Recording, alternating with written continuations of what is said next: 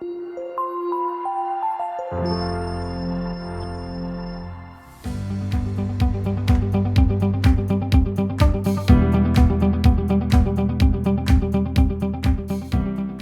প্রশ্ন করেছে review article বুক chapter একটি অপশন হতে পারে কি না? অবশ্যই হতে পারে, তবে আসলে একেবারে তরুণ গবেষক যারা তারা তো আসলে রিভিউ আর্টিকেল তাদের লেখার কথা না। তো সুতরাং আমি যেটা বললাম যে হয়তোবা সিনিয়র কোনো অথর হয়তোবা এই ধরনের ইনভাইটেশন গুলো পাবে, বা সে হয়তো ওই ধরনের কোনো রিভিউ আর্টিকেল বা বুক চ্যাপ্টার হয়তোবা সে ডিজাইন করবে বা সে আউটলাইন করবে, সেইখানে হয়তোবা তরুণ গবেষকরা ওখানে যুক্ত হতে পারে এবং সেইখানে কাজ করতে পারে। যদিও আজকাল অনেক জার্নাল আছে তারা হয়তোবা ইনভাইটেশন ছাড়াও ডাইরেক্ট সাবমিশনও তারা অ্যাকসেপ্ট করে থাকে।